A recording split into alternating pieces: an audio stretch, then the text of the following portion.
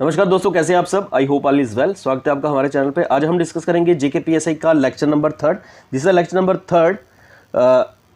और इससे पहले अगर आपने लेक्चर नहीं देखा तो लेक्चर इसी चैनल पे जाके देख सकते हैं, लेक्चर नंबर 1 और लेक्चर नंबर 2, जिसमें हमने डिस्कस किया है mock test paper number 1, mock test number 1 जो हमने डिस्कस किया है फुल डिटेल में। अब आज हम डिस्कस करेंगे लेक्चर नंबर 3 में मॉक पेपर 3 वाला जो है उसको हम डिस्कस करेंगे। और मेक श्योर कि जब ये लेक्चर लाइव जाता है, लाइव टाइम में आप क्वेश्चन को अटैम्प्ट ज़रूर करें, तभी लाइव अटैम्प्ट करें। और साथ में जेके पीएसआई की अगर किसी को टेस्ट सीरीज, वैसे तो हमारी टेस्ट सीरीज लॉन्च हुई थी और 1-2 मॉक टेस्ट पेंडिंग है, बाकी हो चुके हैं। अगर किसी को टेस्ट सीरीज ज्वाइन करनी है तो वो डिस्क्रिप्शन में आपको व्हाट्सएप नंबर मिल जाएगा। साथ में टेलीग्राम चैनल ज्वाइन करना है आपने, टेलीग्राम चैनल का भी डिस्क्रिप्शन में आपको मिल जाएगा लिंक।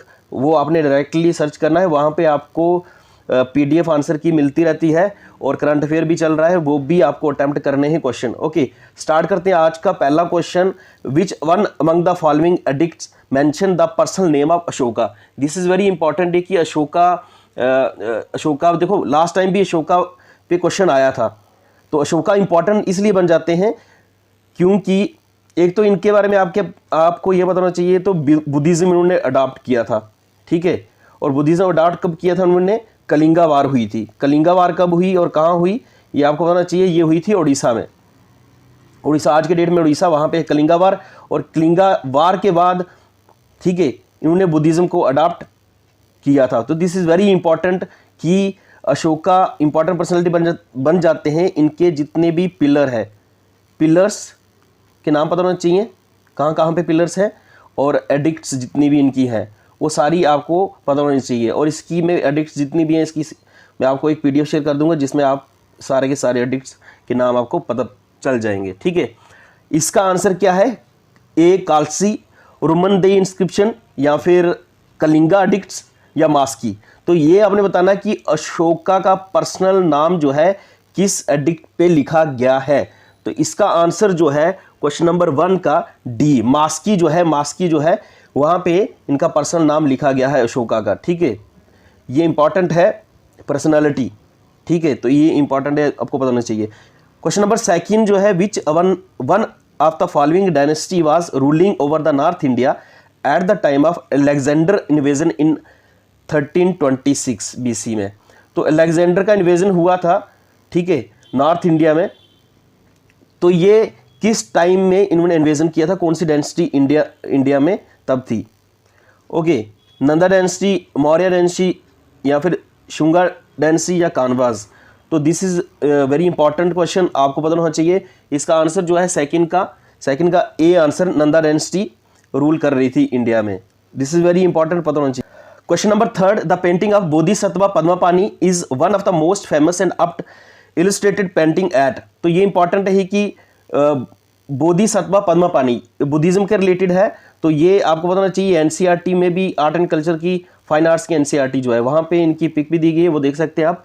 बुद्धिज्म पे क्वेश्चन आता ही आता है, तो मेक श्योर कि आप क्वेश्चन ज़रूर करें इस पे। और इसका आंसर जो है वो आपको बताना चाहिए, ये कहाँ पे लोकेटेड है, ठीक है। पेंटिंग जो है बोधिसत्व पद्मपाणि की पेंटिंग कहाँ पे? अजंता पे, बदामी, अलोरा, या बाग।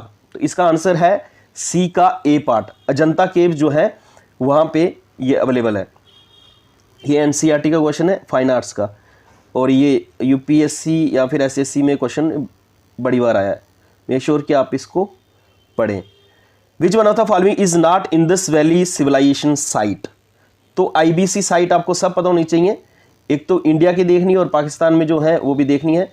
मोहनजोदारो, ये कन्फ्यूजन सबसे बड़ा रहता है। मोहनजोदारो जो है वो है पाकिस्तान में।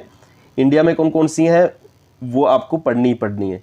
वो आप डायरेक्टली या तो लूसेंट से पढ़ लें या फिर आप एनसीईआरटी से पढ़ लें, ठीक है। तो दोनों से किसी भी सोर्स से पढ़ सकते हैं आप। फुल इंडस वैली सिविलाइजेशन की साइट सारी की सारी पढ़नी है, ठीक है। और एक आपने देखना है कि जैसे हड़प्पा है, तो हड़प्पा कौन से रिवर पे है? हड़प्पा साइट है, फर्स्ट साइट यही थी ना इंडस वैली सिविलाइजेशन की। तो ये किस रिवर पे है, ये इंपॉर्टेंट है। किसने इसको डिस्कवर किया, ये इंपॉर्टेंट है। ये बेसिक फैक्चुअल इन्फॉर्मेशन है जो आप किसी भी नोट से पढ़ सकते हैं। ये इसलिए बता रहा हूँ क्योंकि क्वेश्चन ये इंपॉर्टेंट है, पढ़ना है आपने। क्वेश्चन नंबर 4 का जो आंसर है, जैसे कोट दीजिए, ये इंडिया में है। मांडा जो है, कालीबंगन, देखो मांडा जो है ना, ये JNK की साइट है, Indus valley civilization site, it is important. और कालीबंगन जो है ये भी इम्पॉर्टेंट है, और कोट दीजिए ये भी इम्पॉर्टेंट है। और ये जो है ये डी पार्ट, ये इंडस वैली सिविलाइजेशन साइट नहीं है। फोर्थ का आंसर है D, Kalibangan is located in the Rajasthan, Kot Diji in the Gujarat, Manda in JNK। ये सौगोरा जो है ये इंडस वैली सिविलाइजेशन साइट नहीं है, ये कॉपर प्लेट है। ये आप पढ़ेंगे नेक्स्ट, जब एक और क्वेश्चन आएगा उसमें डिस्कस कर देंगे डिटेल में। क्वेश्चन नंबर 5 जो है, this is also very very important question है, जो आपको पता होना चाहिए। ऐसे क्वेश्चन भी आ सकता है ना कि कौन सी साइट में क्या चीज़ें पाई गई हैं इंडस वैली सिविलाइजेशन की साइट में। तो जैसे इस देखो वन लाइनर तो क्वेश्चन आपने करने ही करने ना, जैसे ये वन लाइनर है, लेकिन हो सकता है कि ऐसे क्वेश्चन भी आए, तो मेक श्योर कि आप इसकी भी प्रैक्टिस अच्छे से करें। लोथल साइट से क्या मिला है, सारनाथ से क्या मिला है, सारनाथ से और नालंदा से। तो दिस इज़ वेरी इंपॉर्टेंट, आपको मैच करना है इनके साथ, करेक्टली मैच है या नहीं है। ठीक है, मैच भी नहीं करना है, आपने देखना है कि ये इसके साथ मैच कर रहा है या नहीं कर रहा है, ये इसके साथ मैच कर रहा है, इसके साथ कर रहा है या नहीं कर रहा है, तो इसके आंसर देने हैं। ठीक है, तो लोथल एंशिएंट डॉकयार्ड है उसमें, तो इट इज़ वेरी इंपॉर्टेंट। तो लोथल में डॉकयार्ड पाया जाता है। सारनाथ में फर्स्ट सरमन ऑफ बुद्धा, तो बुद्धा का फर्स्ट सरमन कहाँ हुआ था, सारनाथ में, तो it is very very important. Sarnath कहाँ पे लोकेटेड है ये भी आपको पता होना चाहिए। ठीक है, it is also correct. Then Sarnath में lion capital of Ashoka, this is also located in the Sarnath, और it is also right. Nalanda great seat of Buddhist learning in Bihar, तो आपको बताना चाहिए नालंदा यूनिवर्सिटी जो है ये कहाँ पे लोकेटेड है। ठीक है, तो ये कहाँ पे है, बिहार में। It is a Buddhist learning site in the ancient India में, तो ये इंपॉर्टेंट है, बहुत पुरानी। एक तक्षशिला भी है, तो तक्षशिला आपको बताना चाहिए तक्षशिला कहाँ पे है। एक तक्षशिला हुआ करती थी और एक नालंदा, ये इंपॉर्टेंट है। तक्षशिला आज की डेट में पाकिस्तान में है और नालंदा जो है बिहार में, तो ये इंपॉर्टेंट है कि आपको इसका पता हो। तो इसका आंसर लोथल का ancient document, right answer. Sarnath first sermon of Buddha ने फर्स्ट सरमन कहाँ दिया था, सारनाथ में दिया था। सारनाथ में लाइन कैपिटल ऑफ अशोका भी है, नालंदा यूनिवर्सिटी बिहार में है और बुद्धिस्ट लर्निंग सीट है। Yes, 1 2 3 4 all are right, C is the right answer. पांचवें का C is the right answer. Question number 6 जो है, in medieval India mansabdari system was introduce for, तो ये इंपॉर्टेंट बन जाता है कि मनसबदारी सिस्टम किसने इंट्रोड्यूस किया और किसके लिए किया। ठीक है, मनसबदारी सिस्टम किसने इंट्रोड्यूस किया और किसके लिए किया। इसका आंसर 6 का जो है आंसर वह है D part, effecting clean administration, it is also important. ये PYQ क्वेश्चन है, इंपॉर्टेंट है, पता होना चाहिए आपको। क्वेश्चन नंबर 7 जो है वो आपको पता होना चाहिए, sultan of Delhi who is reputed to have built the biggest network of canals in India, तो ये आपको बताना है कौन सा दिल्ली सल्तनत में दिल्ली सल्तनत का ऐसा कौन सा बंदा था जिन्होंने बिगेस्ट नेटवर्क कैनाल जो है इंडिया में बनाई थी। इल्तुतमिश, गयासुद्दीन तुगलक, फिरोज शाह तुगलक या फिर सिकंदर लोदी। तो इसका राइट आंसर 7 का जो है वो है FST, फिरोज शाह तुगलक। इंपॉर्टेंट है, ये पता होना चाहिए। नेक्स्ट आपके पास क्वेश्चन नंबर 8 इंपॉर्टेंट, इसकी क्रोनोलॉजी आ भी सकती है नहीं भी आ सकती है, लेकिन आपको ईयर जरूर पता होनी चाहिए। जैसे for example which one of the following correct chronology order in battles fought in India in 18th century, तो ये कुछ बैटल्स हैं, क्रोनोलॉजी देखनी है आपने, कौन कौन सी बैटल कब कब हुई है। जैसे फॉर एग्जाम्पल आंसर इसका 8 का सी है। देखिए बैटल ऑफ प्लेसी जो हुई है वो हुई है 23 जून 1757 में।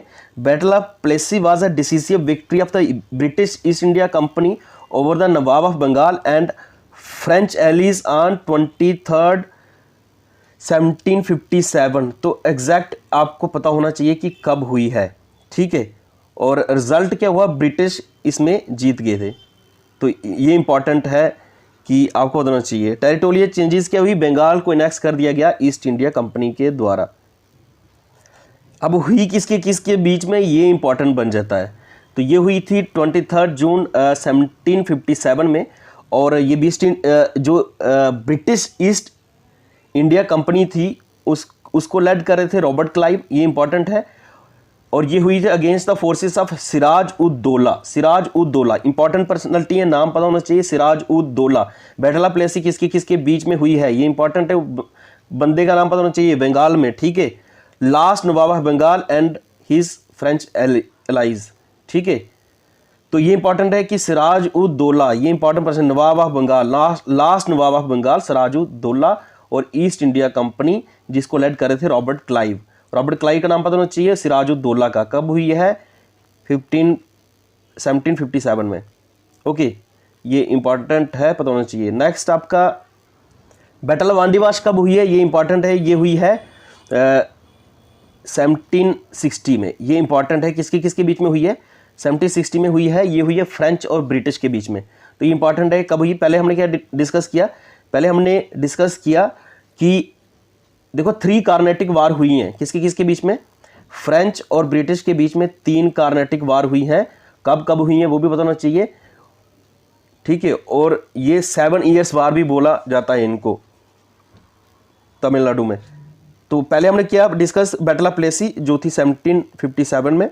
ये जो वांडीवाश आ गई ये 1760 के बीच में, उसमें आपको नाम याद रखना सिराज उद दौला का, एक important personality, last nawab of Bengal थे। ये जो हुई है वांडीवाश, बैटल ऑफ वांडीवाश, ये हुई है तमिलनाडु में। तो ये इंपॉर्टेंट बन जाता है कि साउथ में हुई है। और किसके किसके बीच में हुई है? फ्रेंच और ब्रिटिश के बीच में 1760। It is a part of the 3rd Carnatic war, क्योंकि ये कार्नेटिक वार जो हुई है नीचे साउथ में, तो ये फ्रेंच और ब्रिटिश के बीच में ही हुई है, ये इंपॉर्टेंट है। और नेक्स्ट जो थी क्रोनोलॉजी में बैटल ऑफ अंबर किसके किसके बीच में हुई है? तो it is also was the first major battle of the 2nd Carnatic war. तो ये किसके किसके बीच में हुई है, ये आपके पास डाटा है, ये आप देख सकते हैं। बट मोस्ट इंपॉर्टेंट ये है कि कब हुई है, ये हुई है 1749 में। अब हम अपने जो क्वेश्चन है उसका आंसर दे सकते हैं ईजिली, ओके। क्वेश्चन नंबर 8 का जो आंसर है वो है सी, जो हमने डिटेल में डिस्कस किया। Battle of Ambur 1749, battle of Plassey जो है 1757 में, और वांडीवाश 1760 में, और बैटल ऑफ बक्सर 1764 में। तो ये इंपॉर्टेंट है कि आपको पता हो, ठीक है। तो डिटेल में भी हमने डिस्कस कर दिया। नेक्स्ट क्वेश्चन आपके पास आया कि क्वेश्चन नंबर 9, ये इंपॉर्टेंट क्वेश्चन है, तो ये आपको बताना चाहिए। तो बैटल ऑफ पानीपत आपको तीनों की तीनों पता होना चाहिए। ये बैटल ऑफ पानीपत में 3 लड़ाइयाँ हुई हैं। तो फर्स्ट बैटल ऑफ पानीपत किसके किसके बीच में हुई वो पता होना चाहिए। सेकंड किसके किसके बीच में हुई वो भी पता होना चाहिए। किसके किसके बीच में हुई, ये इंपॉर्टेंट है। First question number, consider the following statement, question number 9। First इसमें दिया है, in the first battle of Panipat Ibrahim Lodi was defeated by Babur in 1526। Important date है। फर्स्ट बैटल ऑफ पानीपत जो है ये हुई है 1526 में, और ये हुई है दिल्ली सल्तनत के लास्ट जो इब्राहिम लोदी थे, और मुगल जो रूल स्टार्ट हुआ था उसके पहला जो बंदा था बाबर, तो उनके बीच में हुई है, ठीक है। तो ये इंपॉर्टेंट है क्योंकि इसके बाद 1526 के बाद जो एरा आता है वो मुगल का एरा आता है। इससे पहले था दिल्ली सल्तनत। तो दिल्ली सल्तनत में कौन कौन रहे हैं वो आपको एक क्रोनोलॉजी पता होना चाहिए कि दिल्ली सल्तनत जो है, रियल फाउंडर ऑफ दिल्ली सल्तनत कौन थे, और क्रोनोलॉजी आपको पता होना चाहिए, ठीक है। आल दो मैं शेयर भी कर दूंगा ताकि आपको ईजिली क्रोनोलॉजी याद हो जाए, ठीक है। बट टेलीग्राम चैनल ज्वाइन जरूर करना है, ठीक है। First in the first battle of Panipat Ibrahim Lodi was defeated by Babur, it is right. Tipu Sultan was killed in the 4th Anglo Mysore war in 1799। तो टिप्पू सुल्तान भी मारे गए थे 4th Anglo Mysore war in 1799, it is also correct. और नेक्स्ट आपका आ गया थर्ड पार्ट जो है, Mir Jafar entered in a conspiracy with the English for the defeat of Nawab Siraj ud Daula in the battle of Plassey. तो ये भी राइट आंसर है कि अभी हमने पढ़ा बैटल ऑफ प्लेसी 1757 में, और सिराज उद दौला तभी बोला इंपॉर्टेंट पर्सनैलिटी है, ये पता होना चाहिए। तो ये तीनों की तीनों राइट स्टेटमेंट है। आंसर 9 का है, C part is the right answer. Next आपके पास question number 3, question number 10th, Montagu Chelmsford proposal were related to. तो this is very very important कि आपको पता हो Montagu Chelmsford proposal were related to किसके लिए थे। Social reforms, educational reforms, reforms in police administration या कॉन्स्टिट्यूशनल रिफॉर्म्स थे। क्वेश्चन नंबर 10 का आंसर है डी पार्ट, कॉन्स्टिट्यूशनल रिफॉर्म्स। इसका दूसरा जो नाम है ये कब आया है, माउंटेगी चैम्सफोर्ड का दूसरा जो नाम है वो है गवर्नमेंट ऑफ इंडिया एक्ट 1919। तो ये इंपॉर्टेंट है कि आप इसका दूसरा नाम क्या है। ठीक है, ये थे कॉन्स्टिट्यूशनल रिफॉर्म्स के लिए ब्रिटिश के टाइम में। इसके अलावा आपको पता होना चाहिए 1909 में भी एक एक्ट आया है जिसका नाम है Morley Minto reforms. Morley Minto reforms, वो भी आपको बताना चाहिए कि इसका दूसरा नाम क्या है। इसको बोलते हैं government of India act, government of India act 1909 या फिर इस मॉर्ले मिंटो रिफॉर्म्स भी बोला जाता है। तो वो भी आपको पता होना चाहिए, वो भी एक कॉन्स्टिट्यूशनल रिफॉर्म्स थे। और ये भी माउंटेगी चैम्सफोर्ड रिफॉर्म्स जो है ये गवर्नमेंट ऑफ इंडिया एक्ट 1919 भी बोलते हैं इनको, और इसको कॉन्स्टिट्यूशनल रिफॉर्म। अब इनको डिटेल में डिस्कस क्यों नहीं कर रहा हूँ, क्योंकि इनमें ऐसे ही क्वेश्चन बनते हैं। अदरवाइज आप प्रोविज़न याद कर सकते हैं। अब केएस का पेपर होता है तो मैं प्रोविज़न भी आपको कहता है कि गवर्नमेंट ऑफ इंडिया एक्ट के 1999 के प्रोविज़न याद कर लो। ठीक है, लेकिन एक बात आपने याद करनी है कि बाई कैमरल लेजिस्लेचर जो आप देख रहे हो, आप बाई कैमरल लेजिस्लेचर पार्लियामेंट में लोकसभा और राज्यसभा, ठीक है, राज्यसभा बाई कैमरल लेजिस्लेचर इसी एक्ट में आया है 1919 एक्ट में। तो ये इंपॉर्टेंट है कि बाई कैमरल लेजिस्लेचर ये हमारे पास इंडिया में कहाँ किस टाइम में आया। ठीक है, क्वेश्चन नंबर 10 का डी आंसर, ये भी इंपॉर्टेंट क्वेश्चन है हिस्ट्री का, मॉडर्न हिस्ट्री का। आपने इसको मैच करना है, लिस्ट 1 दी गई है और लिस्ट 2 दी गई है, और ये आपने मैच करना है कि क्या क्या है इसका। जैसे अभिनव भारत सोसाइटी, तो आपने बताना है इसमें से मैच करना है अरविंदो घोष, लाला हरदयाल, CR दास या BD सावरकर। तो इसमें हम अगर फॉर एग्जांपल आपको पता है कि स्वराज पार्टी जो है, ये सबको पता होता है, स्वराज पार्टी जो है ये CR दास के साथ लिंक है और JL नेहरू। ठीक है, CR दास, सॉरी JL नेहरू ने, मोतीलाल नेहरू, मोतीलाल नेहरू प्लस CR दास दोनों ने इसको फाउंड किया था Swaraj party with in the Congress. ये विद इन द कांग्रेस है, आउटसाइड कांग्रेस नहीं थी, इंडियन नेशनल कांग्रेस के अंदर ही थी पार्टी, स्वराज पार्टी। ठीक है, this is very important. Motilal Nehru और CR Das was the main person या फिर फाउंडर बोल सकते हैं स्वराज पार्टी के। और दूसरी जो है गदर पार्टी, ये इंपॉर्टेंट है। जैसे इसका अगर हमने लगा दिया D का 3, तो D का 3 देखो भाई साहब, D का 3 कहाँ कहाँ आ रहा है, ये भी निकल गया और ये भी निकल गया। अब हमारे पास ऑप्शन बचे 2, 50-50%। जब 50-50% पे हम पहुंच गए इसका आंसर के लिए, अब हमने सिर्फ इसी से निकाल दिया है। दूसरा हमने देखना है कि देखो आंसर तो मेरे को पता है, लेकिन आपको थोड़ा सा सोचने का मौका दे रहे हैं। लाइव में आपने क्या करना है, कमेंट में बताना है कि इसका आंसर क्या है। गदर पार्टी इज रिलेटेड टू लाला हरदयाल। ठीक है, ये इंपॉर्टेंट है। जब हमने इसको भी मैच कर दिया कि मुझे फैक्चुअल इन्फॉर्मेशन है, C का 2 आएगा, तो भाई साहब ये भी सही है, ये भी सही है, ये भी सही है, सही है। अब हम फंस गए A और B। अगर हमें A और B का पता है फिर इसका आंसर दे सकते हैं हम। ठीक है, A और B का जैसे अभिनव भारत सोसाइटी या फिर अनुशीलन समिति, तो ये अभिनव भारत सोसाइटी जो है ये VD सावरकर ने लाई है। ठीक है, तो आंसर इसका आएगा A पार्ट। ओके, मोर और लेस ये आपको जितनी भी ऑर्गेनाइजेशन होती हैं और किसने इनको फाउंड किया होता है ये आपने पढ़नी ही पढ़नी है। ठीक है, और भगत सिंह न्यूज़ में है, भगत सिंह न्यूज़ में है क्योंकि इंटरनेशनल एयरपोर्ट चंडीगढ़ वो भगत सिंह के नाम पे चेंज किया है। दूसरी बात ये है कि शहीद हुए थे ये 23rd ईयर की एज में। ठीक है, 1931 में हैंग कर दिया था ब्रिटिश ने इनको, और ऑफिशियल हॉलीडे जो है वो पंजाब के CM ने रख दी है इनके नाम पे। तो दोनों चीज़ें इंपॉर्टेंट है, वो भी पता होना चाहिए कि भगत सिंह जो है, जैसे उन्होंने एक किताब लिखी है भगत सिंह ने, वाई आई एम एथिस्ट,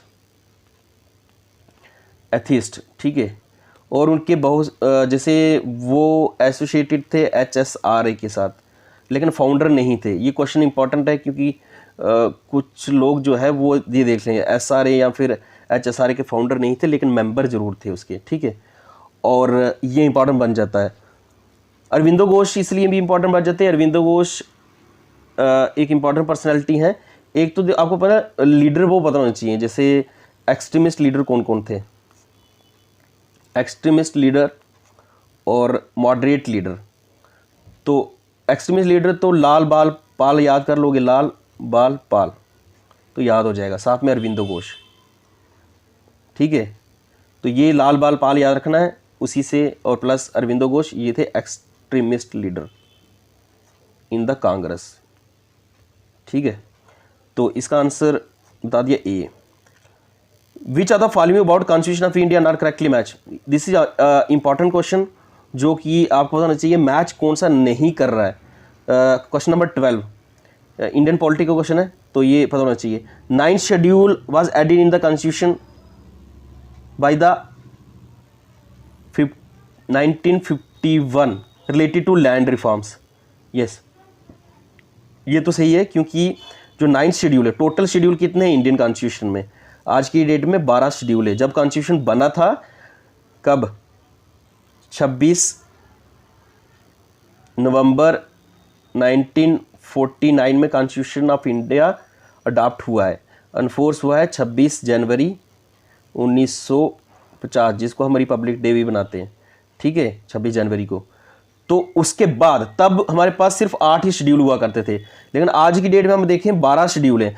तो इसमें 9th वाला जो शेड्यूल है ये कब ऐड किया गया था, ये 1950 में जैसे हमें कॉन्स्टिट्यूशन अडॉप्ट किया था उसके अगले साल ही कर दिया था। और लैंड रिफॉर्म की इंडिया में काफ़ी डिमांड थी, तो उस टाइम में लैंड रिफॉर्म कर दिए। इसके रिलेटेड बड़े सारे केस भी हैं सुप्रीम कोर्ट के, जैसे गोलकनाथ केस और बाकी जो केस है वो, वैसे इसमें केसेस आने के चांसेस बहुत कम है PSI में, लेकिन केस का एग्जाम होता तो आते। 9th schedule is related to, कब आया ये इंपॉर्टेंट है। 9th शेड्यूल जो है ये है लैंड रिफॉर्म, और लैंड रिफॉर्म के रिलेटेड, और 1951 में, दिस इज राइट। सेकेंड है 4th schedule of the Indian constitution, तो this is related to allocate seats in the council of state, ठीक है। राज्यसभा में सीट्स एलोकेट के लिए 4th शेड्यूल है, दिस इज ऑल्सो राइट।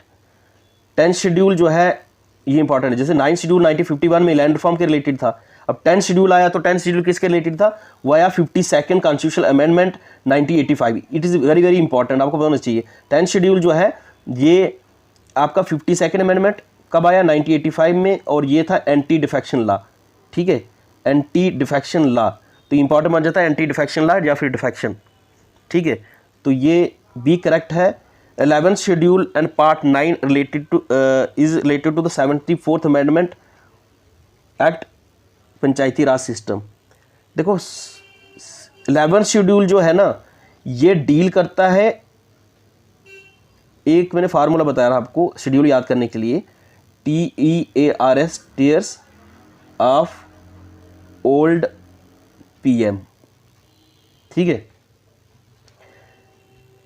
ये आपको होना चाहिए। टेरिटरी एमोलमेंट्स, एफर्मेशंस, राज्यसभा में seats, schedule area, other schedule area, F से फेडरल लिस्ट, O से official language, land reforms 9th schedule, 10th schedule anti defection, 11th schedule panchayati raj, और 12th schedule municipalities.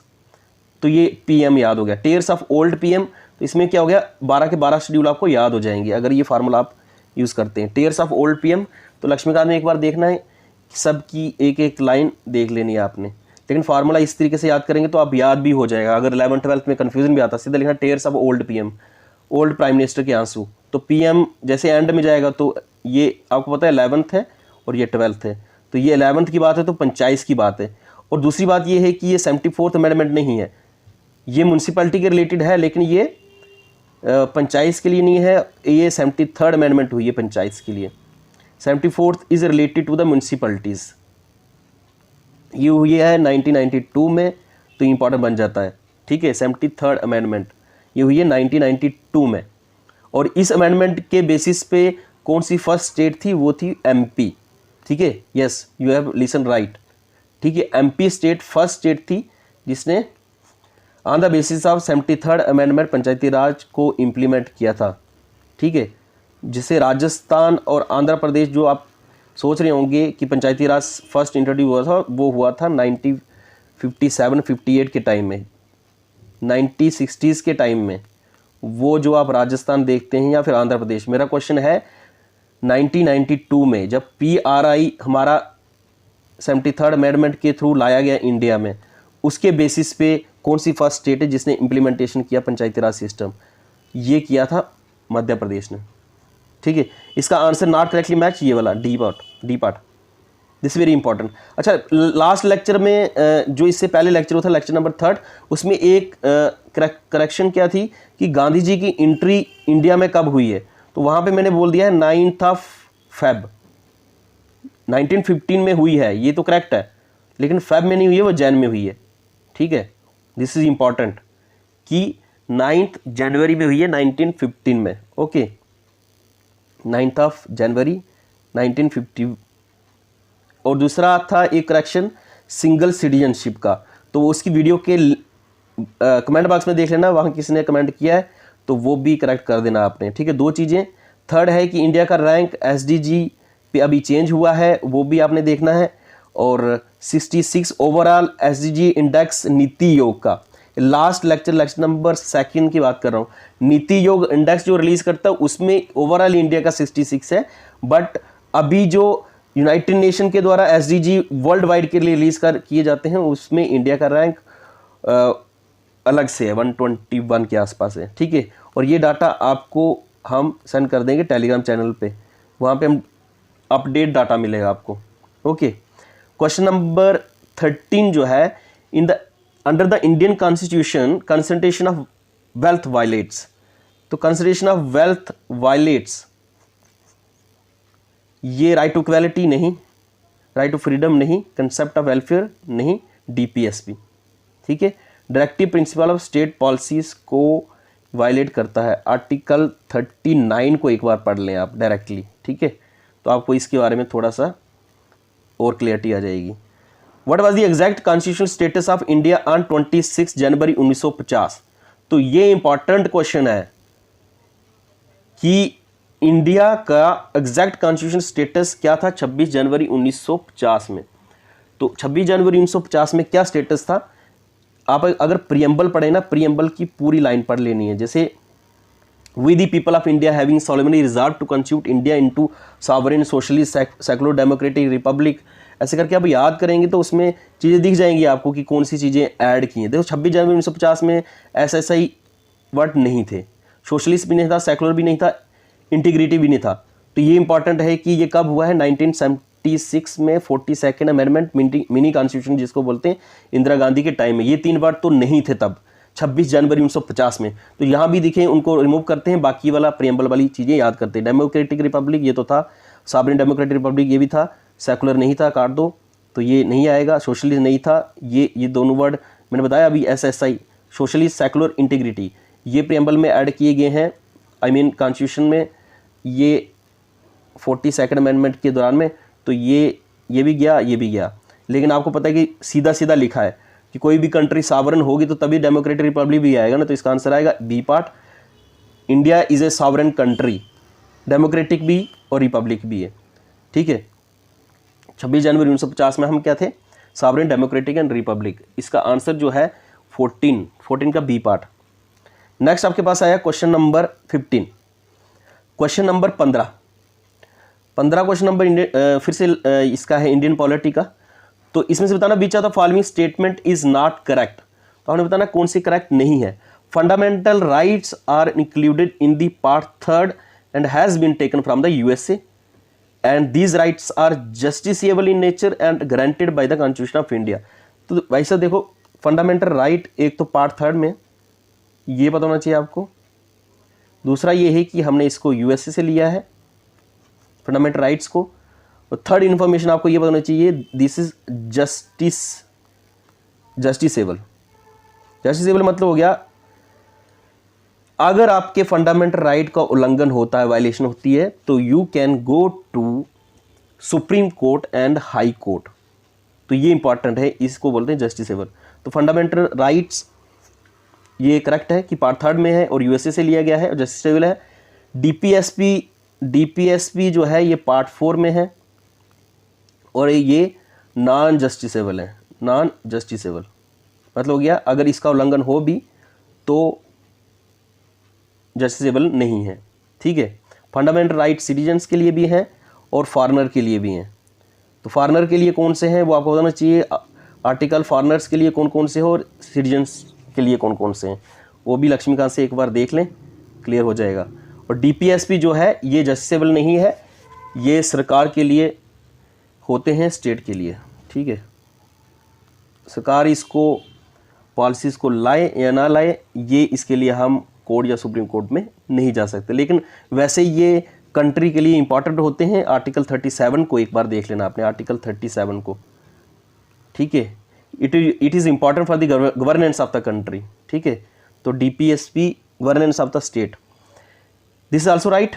Presently there are 11 fundamental duties in the constitution of India which were added by the 42nd constitution amendment act 1976। Yes, ये important है कि present आज के time में 11 fundamental duties हैं और आपने क्या करना है भाई साहब, 11 के 11 फंडामेंटल ड्यूटीज़ का स्क्रीनशॉट लेना है और उसको रीड आउट कर लेना है एक बार, क्योंकि ये क्वेश्चन ऐसे भी आ सकता है, विच of the following is not fundamental duty. याद रखना, मैं अभी बोल रहा हूँ, पेपर में ना डायरेक्टली आ जाए। Which the following are not fundamental duty, 11 की 11 याद कर देनी है और उसमें से सिंपल लाइनें याद करनी होती हैं, जैसे फ्लैग की इज्जत करनी है, कॉन्स्टिट्यूशन की करनी है, वर्ल्ड हेरिटेज साइट की करनी है, एनवायरनमेंट की करनी है, बच्चों को एजुकेशन देनी है, सिंपल चीज़ें याद करनी है तो डायरेक्टली क्वेश्चन निकल जाता है। साइंटिफिक टेम्पर होना चाहिए, तो 11 की 11 फंडामेंटल ड्यूटी याद होनी चाहिए आपकी।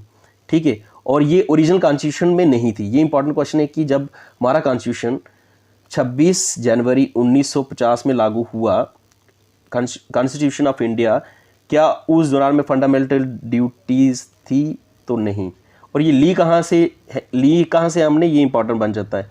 तो ये हमने ली है रशिया से, यूएसएसआर से, यूएसएसआर। ठीक है, वहाँ से हमने ये ली है और ये 42nd amendment 1976 during the Indira Gandhi सरकार। Okay, constitution of India declares the ideal of welfare state through fundamental right. Ideal of welfare state through fundamental rights नहीं, इट्स थ्रू द डीपीएसपी। ठीक है, तो इंपॉर्टेंट है कि आइडियल ऑफ वेलफेयर स्टेट, तो ideal of welfare state that is the DPSP, directive principle of state policy. This is the wrong statement, बाकी सही है, ये पता होना चाहिए। फिर से बोल रहा हूँ, फंडामेंटल राइट पार्ट 3 में है और ये यूएसए से लिए हैं और ये जस्टिसेबल हैं। डीपीएसपी हमने ये लिया आयरलैंड से। ठीक है, और ये पार्ट 4 में है, पार्ट 4 में, और ये नॉन जस्टिसेबल है। ठीक है, याद हो गया। Fundamental duties these are also non justiciable, ये भी इंपॉर्टेंट है, these are also non justiciable. इसके उल्लंघन के लिए आप कोर्ट में नहीं जा सकते। ठीक है, सिर्फ फंडामेंटल राइट ही है जो जस्टिसेबल है, जिसके लिए आप सुप्रीम कोर्ट या हाई कोर्ट जाएंगे। ठीक है, दीज आर द ड्यूटी ना, ड्यूटी सिटीजन के लिए ड्यूटी दी गई कि आपको ये चीज़ें माननी है। ठीक है, और ये 42nd अमेंडमेंट के टाइम में आई है, ये कॉन्स्टिट्यूशन में नहीं है। की पॉइंट बोल रहा हूँ दोबारा से, कॉन्स्टिट्यूशन में नहीं था।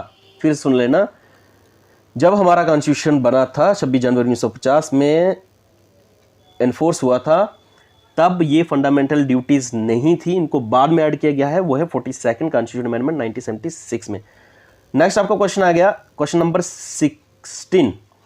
Other than the fundamental right, which of the following parts of Constitution of India reflects the principle and provision of the Universal Declaration of the Human Rights 1948।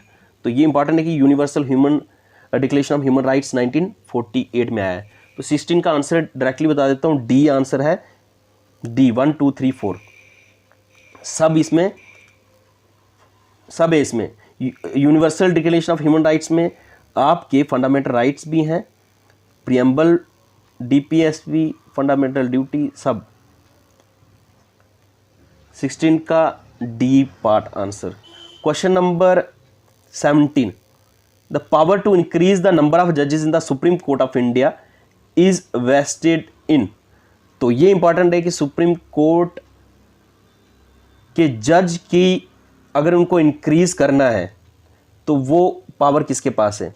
President of India, parliament, chief justice of India या फिर law commission. तो 17 का answer है parliament के पास ये अधिकार है कि वो नंबर ऑफ जजेस को इंक्रीज कर सकते हैं। आज की डेट में 33 प्लस 1 34 नंबर ऑफ जजेस सुप्रीम कोर्ट में है, एक चीफ जस्टिस ऑफ इंडिया। तो अभी जो है वो ललित जी, ठीक है, चीफ जस्टिस ऑफ इंडिया है, ये भी अभी रिटायरमेंट होने वाले नए चीफ जस्टिस ऑफ इंडिया आ जाएंगे। तो इंपॉर्टेंट है, आपको भी पता कितने नंबर पे चीफ जस्टिस ऑफ इंडिया चल रहा है अभी, 46, 47, 48। तो आपने कमेंट बॉक्स में बताना है अभी जो चीफ जस्टिस ऑफ इंडिया है ललित, ठीक है, उनका मतलब कौन से ये चीफ जस्टिस ऑफ इंडिया बने हैं, 46 वाले, 7th वाले, 48 वाले, ठीक है, ये कमेंट बॉक्स में बताना आपने, लाइव या फिर बाद में, क्योंकि क्वेश्चन कभी ये भी आ सकता है जैसे पिछली बार आया कि नरेंद्र मोदी सरकार मतलब कौन से इलेक्शन में थे, 16, 15, तो ऐसे ऐसे क्वेश्चन आ गए तो फिर सिंपल वाले। तो प्रैक्टिस करनी है, कमेंट बॉक्स में लिखना आपने, ताकि जिनको नहीं भी पता वो उनको पता चले, जिनको पता है तो बेस्ट है ना। विच one of the following is the largest committee of the parliament. तो लार्जेस्ट कमेटी कौन सी है पार्लियामेंट की? तो लार्जेस्ट कमेटी जो है 18 का बी पार्ट है, committee on estimates, this is the largest committee of the parliament. Next आपके पास आया 19 local self government can be best explain as an exercise in federalism. Local self government जिसको हम पंचायती raj system बोलते हैं, ठीक है, PRI। तो ये आपको बताना चाहिए कि local self government can be best explain an, तो ये हम फेडरलिज्म तो नहीं, एडमिनिस्ट्रेटिव डेलीगेशन नहीं, डायरेक्ट डेमोक्रेसी नहीं, डेमोक्रेटिक डिसेंट्रलाइजेशन, क्योंकि पावर को डिसेंट्रलाइज बोलना है ना, तो PRI याद आना चाहिए। लोकल सेल्फ गवर्नमेंट है, डेमोक्रेटिक डिसेंट्रलाइजेशन है, पावर को डिस्ट्रीब्यूट किया जाता है, ठीक है, 3 टाइप स्ट्रक्चर होता है PRI का। और इसके अलावा आपको बताना चाहिए article 40 of DPSV, Gandhian principle that deals with the organisation of village panchayat, that is also very very important. Question number 20, a constitutional government by definition is a. Constitutional government किसको बोलेंगे हम? तो ये इंपॉर्टेंट बन जाता है। गवर्नमेंट बाय द लेजिस्लेचर नहीं, popular government नहीं, मल्टी पार्टी गवर्नमेंट नहीं, लिमिटेड गवर्नमेंट को बोलते हैं हम कॉन्स्टिट्यूशनल गवर्नमेंट। तो डी इसका आंसर। नेक्स्ट आपके पास आया question number 21, this is also very important, तो ये आपको बताना चाहिए। Which of the following statement is are not correct regarding the panchayati raj system in India. तो कौन सा करेक्ट नहीं है? तो इसको थोड़ा सा डिटेल में देखना पड़ेगा। 4 के 4 ऑप्शन है, इनमें से ही हमने देखना कौन सा करेक्ट नहीं है। According to 73rd amendment act 1992 आएगा इसमें, ठीक है, 1992 under the article 243D, article 243D, उसमें ये लिखा गया है कि नॉट लेस देन 1/3, मतलब कहने का 1/3 मतलब 33% सीट जो है वो वुमेन के लिए, लोकल बॉडीज़ के लिए रिजर्व रहेंगी, ये इस आर्टिकल में दिया गया है। तो मैं आपने क्या सीखना इसमें से, एक तो चीज़ देखनी 73rd अमेंडमेंट किसके रिलेटेड है, पंचायती राज सिस्टम 1992 में आया है, और एक आपको देखना है कि 24 अप्रैल 1993 में सबसे पहला फर्स्ट पंचायती राज डे बनाया गया था, और 24 अप्रैल को पंचायती राज डे बनाया जाता है। और 2021 नहीं 2022 में prime minister Modi was in Jammu and Kashmir in the Kathua district पल्ली विलेज, जहाँ पे पंचायती राज डे पे वो थे उधर। तो ये इंपॉर्टेंट है। Next, panchayati raj system was introduce in Nagaur district of Rajasthan 2 October 1959 followed by the Andhra Pradesh in 1959। तो इसमें आपने देखना पंचायती राज सिस्टम जब इंट्रोड्यूस किया गया था इंडिया में तो ये राजस्थान था, फिर आपके पास आंध्र प्रदेश। नेक्स्ट आपका Madhya Pradesh became the first state for the implementation of the panchayati raj institution on the lines of 73rd amendment act 1992। तो ये इंपॉर्टेंट है कि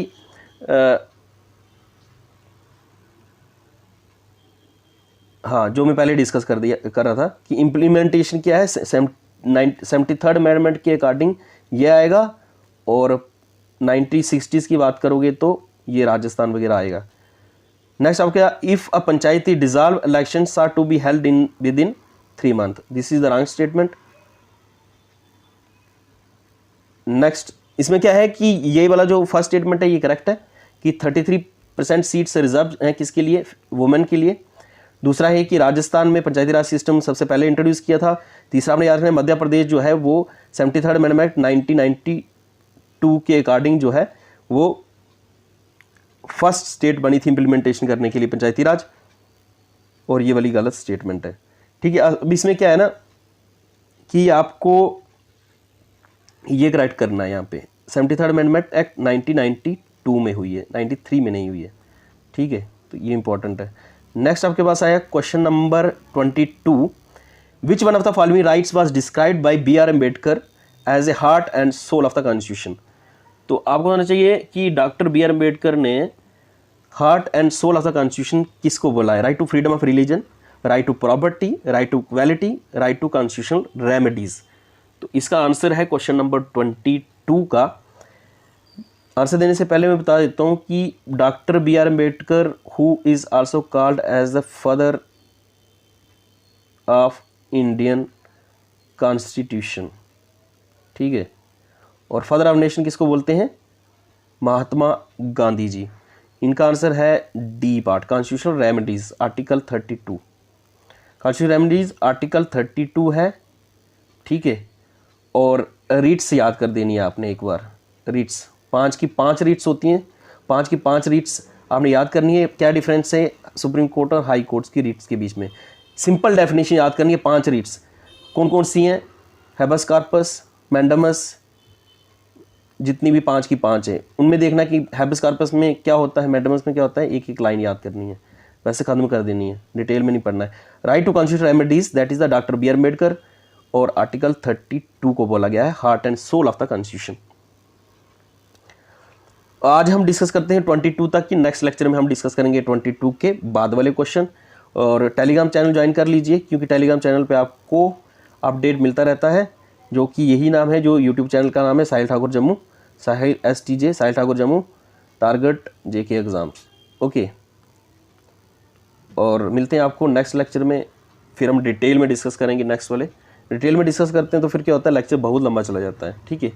तो बेटर है बीच बीच में थोड़ा शॉर्ट भी डिस्कस करेंगे, बीच बीच में हम डिटेल में भी डिस्कस करेंगे। Okay, wish you all the best, meet you in the next lecture. Thank you, Jai Hind.